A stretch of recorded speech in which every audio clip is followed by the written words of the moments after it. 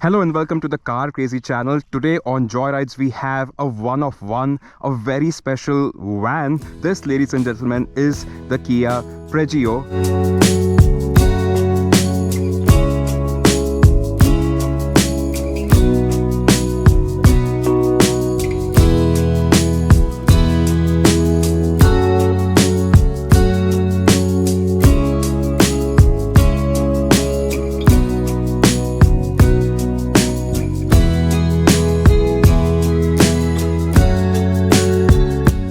This vehicle is unique in India. There is just one example that lives here, and it has been imported from South Korea. Now, what is the legacy of the Pregio? Well, you see, in India, Kia never really sold commercial vehicles, but in a lot of countries it did.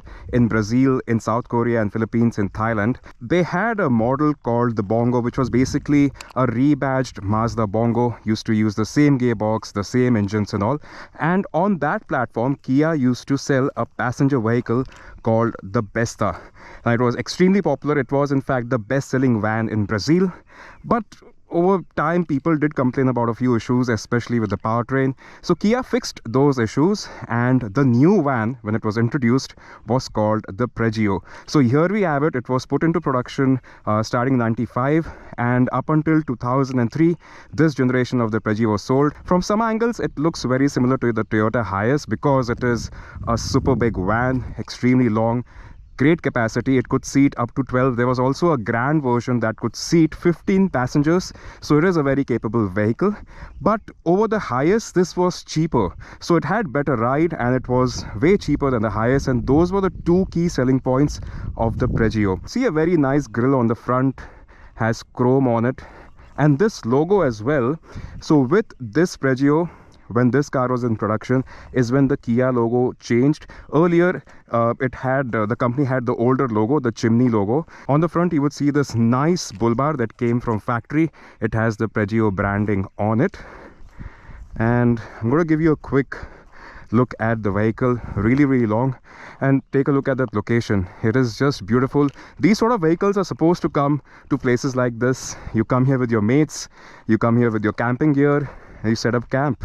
Gets 14-inch wheels. It gets discs on the front and drum brakes on the rear. And with the passenger version we had coil springs both on the front and back. The commercial version actually had leaf springs on the back. This is a very inexpensive car to run and maintain. It also gets this mirror to help you park it because it is really long. These sensors are an aftermarket fitment. Gets a rear wiper with a washer.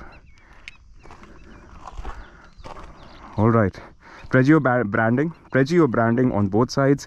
Pretty big, but nothing much to talk about because it is straight panels. You have plenty of glass area, and yes, all of these can be opened, so you can let a lot of air pass through. So these can be slided and these can be opened for air to pass out. Pretty interesting. All right, now this is the front row of seats, but before that, so the engine is placed under those two seats, and under this is where the battery is placed. I'm going to give you a quick look. Once you've undone these hooks, all you need to do is lift the seat. There we go. It is quite heavy, but that is where your battery is placed. You have few fuses here, and you can see the alternator, and you also have the dipstick, the engine oil dipstick that has been placed here. So you need to open this to check your oil levels. I'm going to place it back down.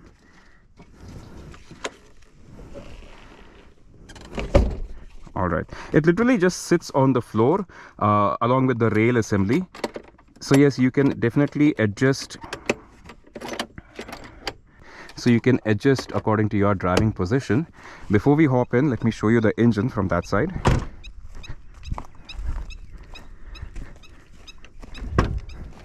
Okay, same thing on this side as well. You need to undo these two clamps holding the seat down, and that's it. Just lift it up, and there we go. Now that engine is actually a Mitsubishi derived engine. This is a 2.5 liter 4-cylinder turbo diesel. The turbo on it is actually pretty unique, very iconic. It is the TD04, Mitsubishi's favorite turbo. They've used it on a lot of cars, including the Lancers of the era. You can see that the radiator fan is here. This is where the radiator is, and right behind the engine is the gearbox. So mid-engine, and this engine produces close to 94 horses, roughly about 200 Nm of torque. Some websites suggest it makes close to 220, 208. I'm reading multiple figures, but it is around the 200 Newton meter mark. And there we go. This is where the fuel filter is. Oil filter can be accessed from underneath. It's pretty... Once you have this in position, it's very easy to work on it because everything is at a good level and easily accessible. Although getting to the belts, you might have to get under the car. Okay, enough mechanic talk. Let's put these seats down. Now, you must have already noticed the front bench. It is quite a long bench, but again, you also have an armrest that basically turns into... This needs to go down, which I will adjust in a bit. But yeah, you also have an armrest that turns into a jump seat, so you can definitely have 2 passengers be seated here. The middle passenger also gets a seat belt. And yes, made in Korea. This vehicle has been imported from Korea. In terms of the features, it gets the basics.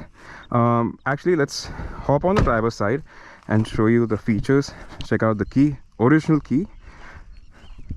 Did not have remote locking, but the keys are certainly original. Now, to step inside and to make things easy, you have a step there, but honestly, it's a little ergonomically flawed, these vans. So the best thing to do is come on the side and you hop yourself in and twist yourself and come to position. Now, before I start her up, let me show you the cabin. So the seating position is extremely high. You're seated right above the wheel. So you're seated quite high and the view is just great. When you're driving it on the highway, you're literally matching the height of bus drivers and truck drivers. So that is pretty cool. But the cluster, it's quite simple. You have the RPM meter, you have a fuel gauge, you have a speedometer, and you could see just 38,000 kilometers on the odometer since this car was purchased. Now, this car was purchased by the owner in South Korea himself. He used it there for 2 years, and then he imported the car along with the, himself coming back to India. This car also came with him, so it has a very special history as well. 38,000 kilometers on the odo. That's where the temperature gauge is. You have your standard telltale lights right under. Everything is working. Everything is in great condition. Again, a very Korean looking steering wheel with the Kia logo in the middle, and standard controls here. You have your wiper controls on the left and you have your illumination stalk on the right. Here you have a few interesting buttons. This button is used for your cabin illumination. These are controls for the rear wiper, so spray for the wiper, and this is your defogger button. Here you have your AC controls, so standard rotary knobs, nothing fancy. You have your fan speed adjust, you have your mode adjust, you have a choke function here. AC can be switched on and off using this. Your air circulation can be controlled using this, and this is the rear AC. Hazard switch has been placed here. Vents also look very standard. It is a very basic car. It was meant to be a cost-effective option for traders and people who wanted a dependable workhorse. And yes, it did solve that purpose. It was built for a purpose and it did solve it, and that is why it was extremely popular. It did sell in good numbers in a lot of countries, including Pakistan. So it was sold in South Korea, it was sold in Europe, in Brazil, it was sold in Thailand, in Philippines, in Australia. You'd find some examples in New Zealand as well. So yes, all over the globe. This is where you open the fuel filler cap from. It's a bit oddly placed, but also quite visible.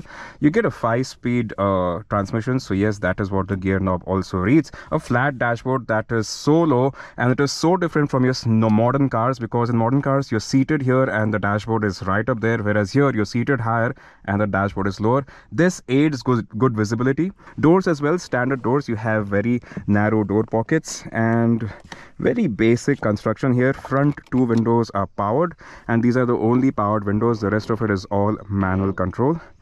So let's go check that space out, because as I did mention earlier, there is a party trick here into the rear space of the Pregio, and boy is this massive. And look at the amount of space. These seats are not crammed. You have plenty of headroom. You have enough, more than enough legroom check that seat out. I mean, it's more than you would want. Now there's also some space here. Interestingly, there is also a TV. Now before I show you the, oh, I've revealed that. Anyway, a nice step here. This is where the jack goes, so you have to undo this nut to access the jack, and a quick step here. No grab handles on the side, which is a little odd, but once you pull yourself in, look at the airiness. Wherever you look, there is so much space. And I was talking about this platform here. You can literally recline the seat, a complete flat. You can put your feet up and you can enjoy this TV. This TV still works. Here is a shot of it working.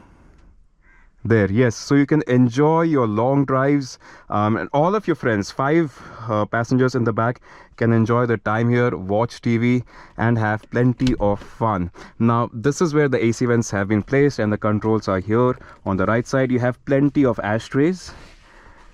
You thought the TV was the party trick? Well, not really. This is the party trick. Say suppose you're bored with a view up front and you want to chat with your friends in the back a little more intimately. All you got to do is swivel the seats, and there we go. That is so cool. That is so cool. You would see this feature in modern cars, you would see this in Vande Bharat, in the Vista Dome as well, but having it here in a car that was manufactured in 2002 and first launched in 96 is just absolutely insane. And it just works absolutely fine. All right, so if the seat gets stuck, all you need to do is wiggle it a little. There we go. Because the base here, once it is unlocked, it does this. It has some adjustments here, so even that moves to accommodate the rotation of the seat. That is very, very, very impressive. I wish modern cars had such utility associated with them, and not just big screens and features, because this is what I want to do with my car. I want to have fun. I want to get it to some crazy locations. Yes, this middle row also has rails, so you can move it forward. Look at that. Such an easy access to the third row of seats, which is, by the way, custom. The rails were original, but everything on top of that, this little space here for these 2 seats to be fitted, is custom. And the reason for that is there was a different installation here. This car was used for a specific purpose in Korea and by the previous owner when he was in India, but now there is no longer need for that specific purpose, and these seats have found home in this Kia. All right, check out that view. Beautiful. Now what the owner has done is installed some blinds here, so when you are sleeping, there is no disturbance. There is limited sunlight inside the cabin, and you can easily roll these down, and that's more than enough space. I am over 6 feet tall. I am in the third row of this MPV. Oh, yeah, can also be used to work out. No AC vents here. Definitely has cigarette lighter, because back then cigarettes were really, really cool. And these windows, oh, these slide too. All right, I'll correct myself. They don't just angle themselves, they open. These are sliding windows as well. Big window panes. Really nice and tall roof as well.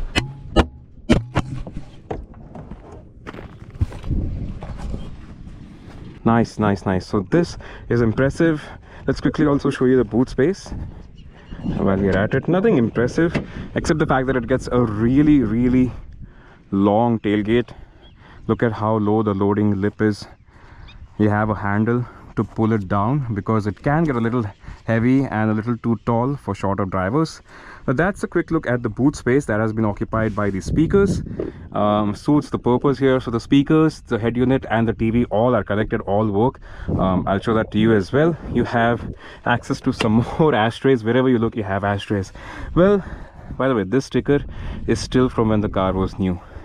That's great. The spare wheel is under, and this is where the nut is placed for you to lower it down. So that was a quick look at the exteriors and the features. It might not be the fastest car out there, but it is something unique. And trust me when I say this, not a lot of people in India have driven this, and I'm one of them. So yay! All right, here we go. I've already prepped the car. We've got it out. Boy, am I going to feel as if I'm on an assignment, on a mission today. delivering stuff, maybe ferrying passengers. All right, slotted into first. How the seating position just makes everything so different.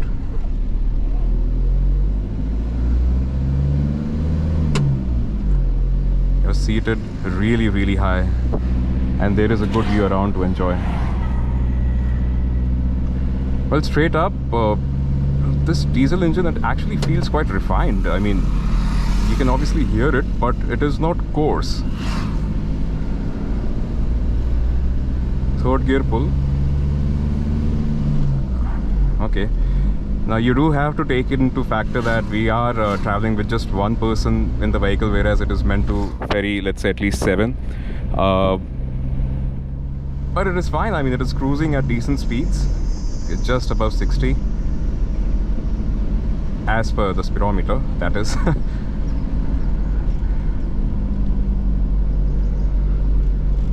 Obviously, making the views better is the freestyle, I would say. Quite a nice car. It's been a great companion while I get to traverse through the country in these sort of locations. Extremely beautiful. Karnataka, extremely beautiful. Okay, coming back to the Pregio. It's quite an interesting name, actually. Oh, that suspension. Okay, up until now I had only read things about it, but you saw the body move, but there were no thuds, nothing. It is so soft.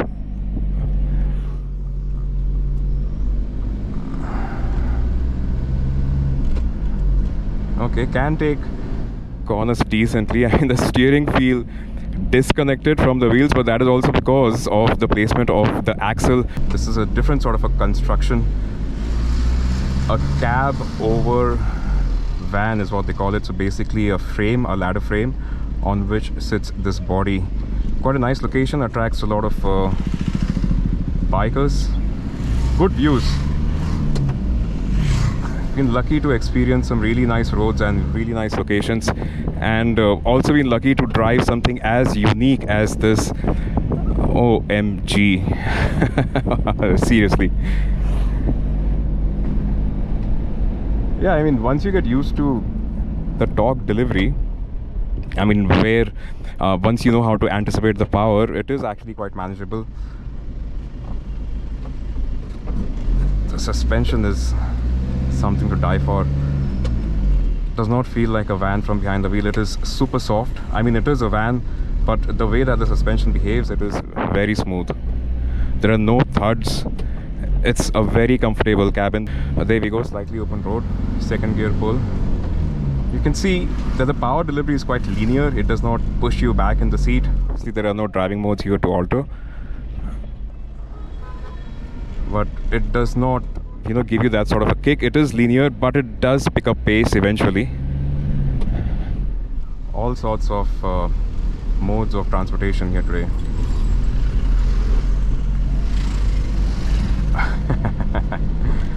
Yeah, that's the right way to do it. That's the right way to do it. You don't drive these cars like you drive a sports car. These things are meant to be driven. Look at how the steering wheel is placed. It's not in front of me, it's here in my lap. Yep, that typical nothing in the middle. Going for an overtake. It does a decent job. I mean, I didn't push it all the way through, but does a decent job. It just wallows its way through. It just floats. Very comfortable. You can travel the distance, not at high speeds, definitely not. This thing is meant to be enjoyed.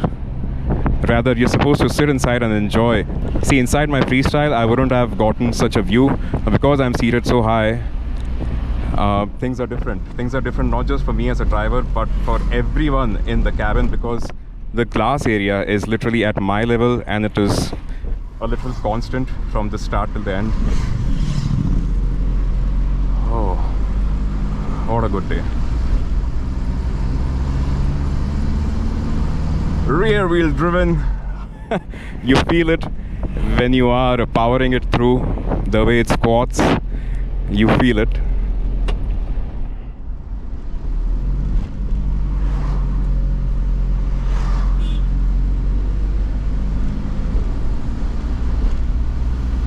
Obviously.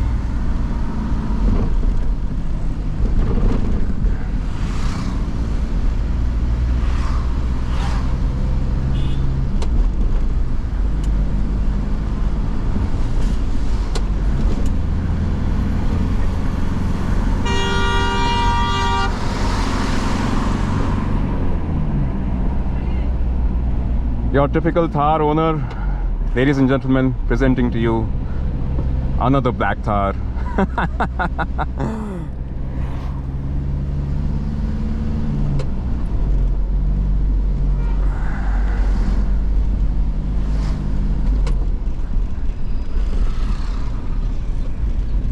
The thing is, I don't have maps here because no screens, so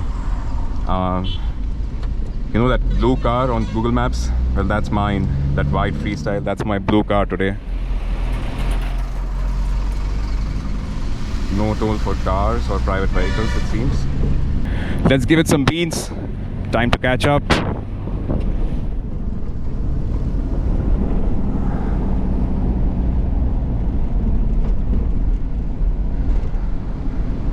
Yeah, I'm not sure what to summarize the steering feedback as. I mean, it's just there.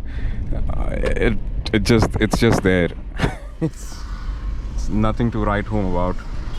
The suspension, though, tells a whole different story.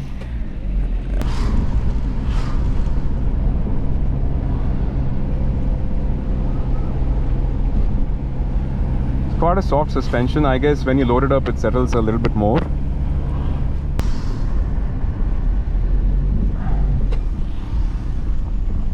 Another opportunity to experience the suspension. There we go.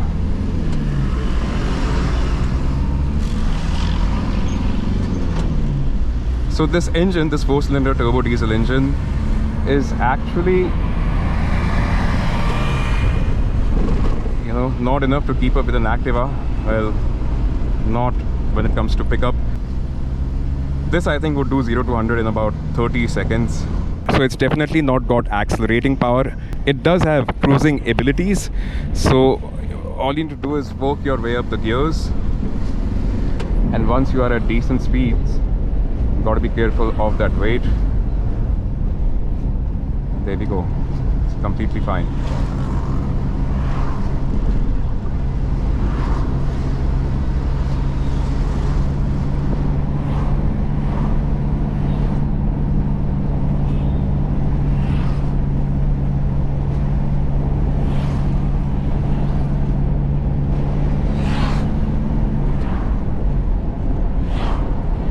Engaging fifth for the first time.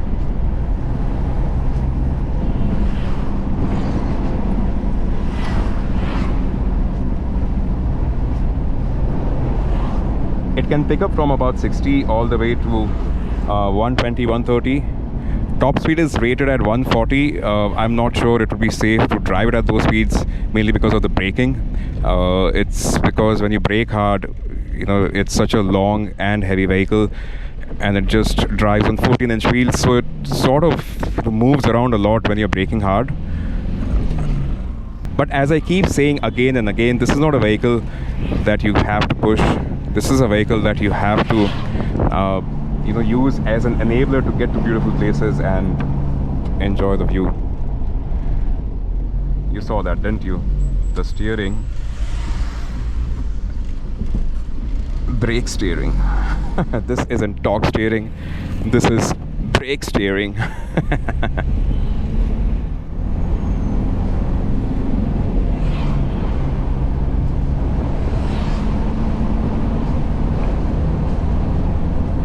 Nice, we finally have clouds. We've been waiting for clouds to add in a little bit of a drama. Wanted them while we were shooting it, but nevertheless they're here. Just for a small patch, but the surroundings, they have changed, transformed. We're back to sunlight. Oh no!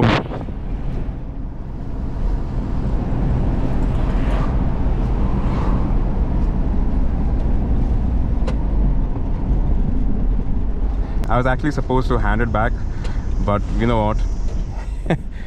Never mind. We're just going to drive it back. We're just going to drive it as much as we can because you're not going to drive it again. Beautiful suspension. Just keeps you so comfortable. So comfortable.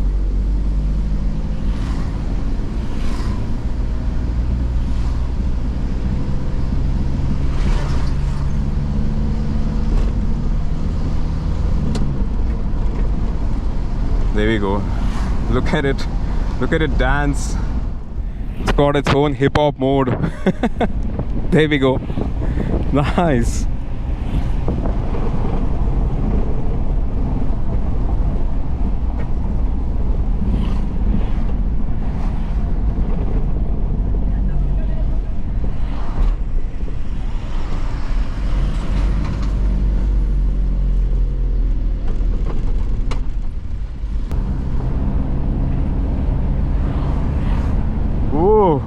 Now we are at decent cruising speeds.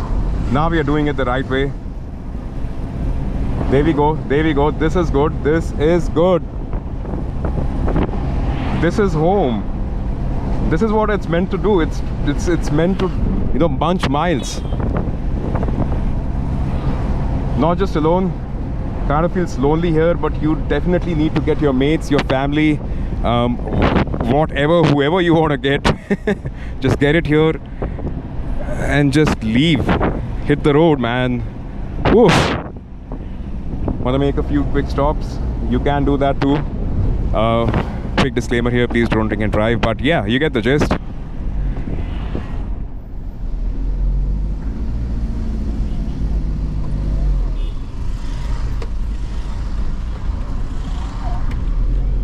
Oh Pregio, you have been fun. In the most unexpected ways, this Kia Pregio has been fun.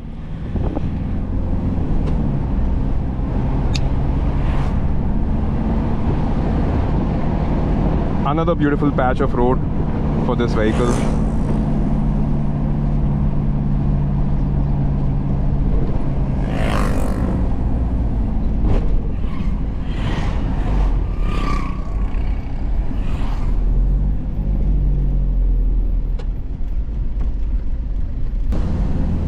Going for a third gear pull here.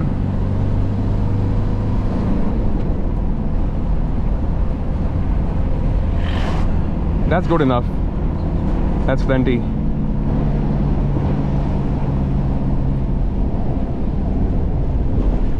That's good too. It can deal with these sort of roads easy. So in terms of capabilities, and I'm sure it's right up there, we don't have the Toyota Hiace with us today to compare, and this is definitely not the market where these two MPVs were sold, these two vans were sold, but it does the job.